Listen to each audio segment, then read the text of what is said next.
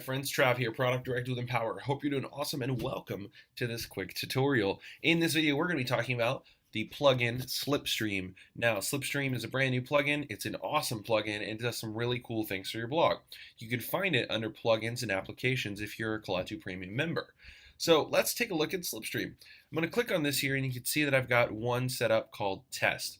Now on my blog, on this page here, I'm going to show you what that looks like. When I scroll down, you can see the little sidebar has come out and has just opened up that says test. Hey, this is a test, new plugin, and it's got a few different features here. Now I've got a parameter set that's going to disappear after 10 seconds. You can actually set that up in any way you want, and you can set it up to come from any direction you want.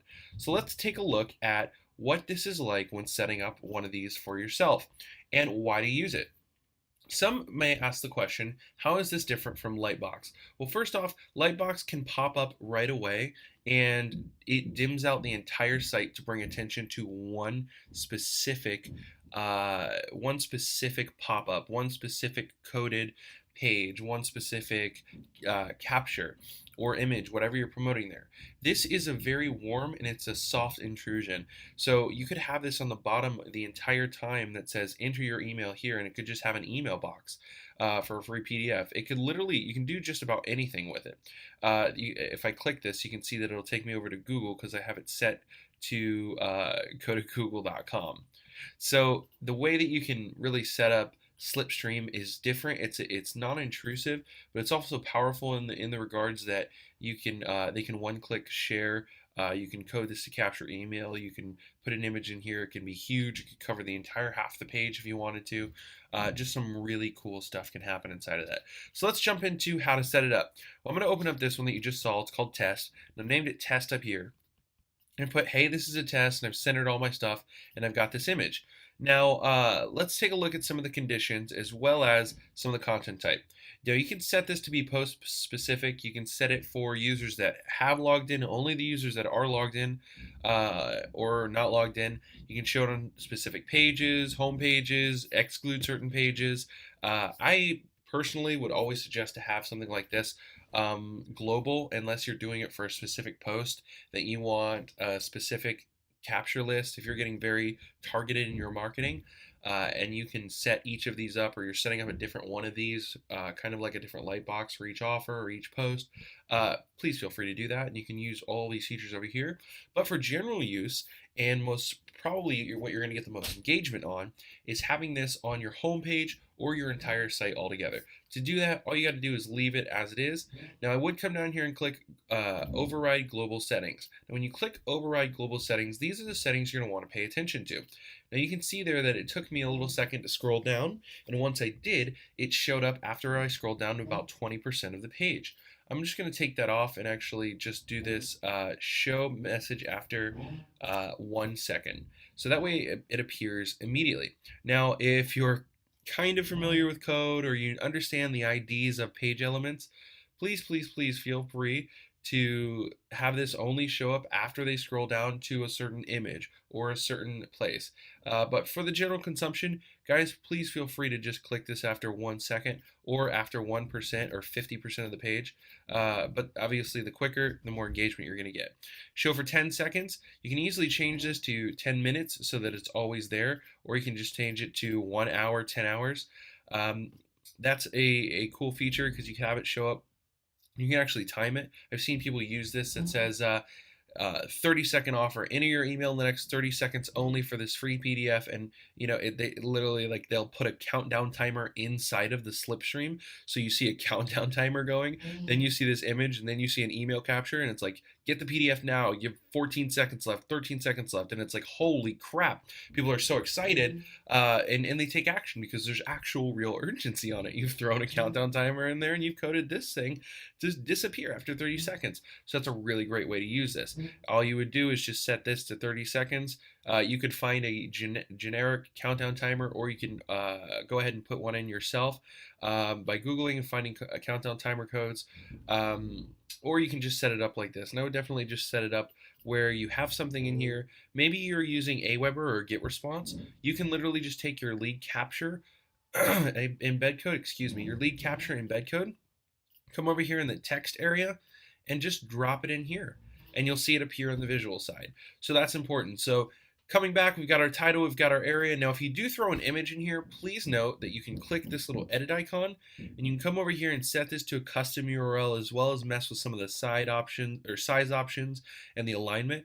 I would definitely fill all of this out, truthfully, but I'm just going to say make sure you at least have the link filled out, and this does need to be HTTP, just as it was when you came in. So make sure that all of that's there. This needs to be http://google.com. Coming in here, you can leave this as text message. You can set it to related posts, but I would honestly just go ahead and show message, because then it's going to bog this down with the related post, and maybe you want to show the related post. But if you did, I would hesitate from putting any more content in there. You can actually see that it took out my content, because you can really get some stuff bogged down in just this little sidebar if you click too many options. Now, the position one, this is a lot of fun.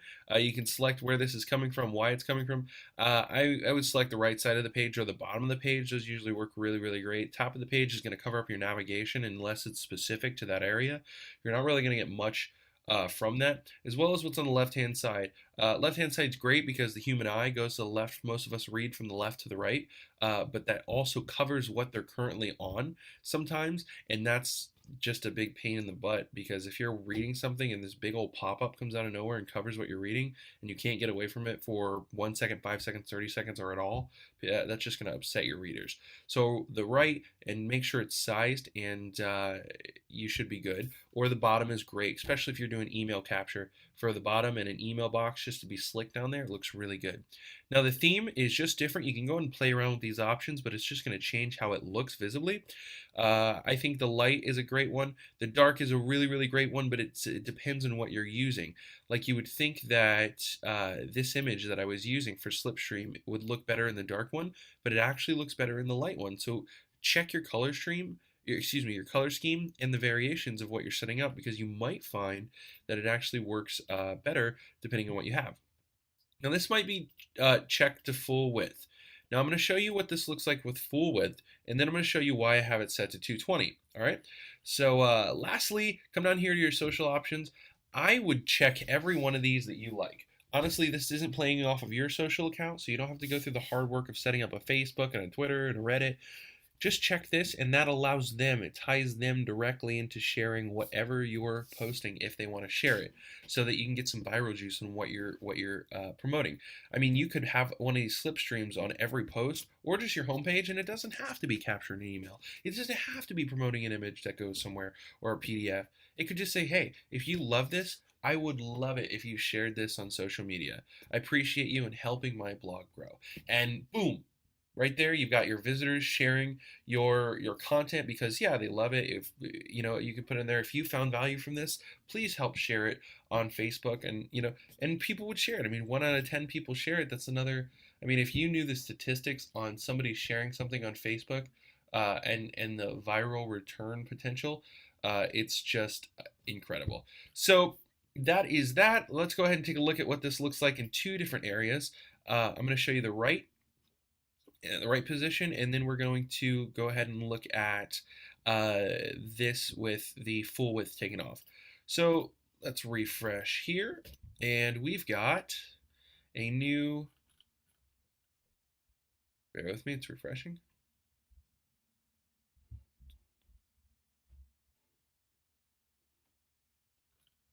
We've got a new slipstream. Now, take a look at what full width is doing here. Now, full width can be used in some really cool ways, especially if it's quick, but full width, you're really going to get a little bit of harshness with what's coming out there. Like, let me show you what the bottom looks like with full width, and you can get an idea of what I mean. Full width is literally kind of taking the entire space of your box and putting it to use, which can be a really epic thing if you're using your slipstream for that. But it can also be a really harsh thing if somebody's trying to read some content on your blog. See, down here, it's going to show that it's just a little bit long and it's not really doing you justice. So what I'm going to do is come back down here and I'm going to show you why I set this to 220. Now guys, I didn't have a magical power that told me 220. I just played with it. I actually went to 400 and I found 400 was too much, so I dropped it to 350, dropped 350 dramatically to 250. 250 wasn't it. I did 225, and then I even refined it from 225 down to 220 just to get it to a little bit of a slick area on what you can see here. So I've got this, and right away I've got it, and it's smooth. Now that I've added Facebook, I would actually probably put this back out to 225 so these look good there. But yeah, that's basically it. You can code this. This could be a link. This image obviously is going to take you back to Google where it was. Slipstream just works really, really great, and it's awesome. The potential is incredible because you can edit this to do just about anything you want. It could be a PDF download, it could be just about anything you need. So hopefully this was helpful. Hopefully it showcased a little bit of how to use this. And if you have any questions, please let us know. You can also contact our support team at support@empowernetwork.com for more information and for more great tutorials. Obviously head back into the tutorials area or the Q&A area for for more great information. Thanks so much. Appreciate you. Cheers and make it great.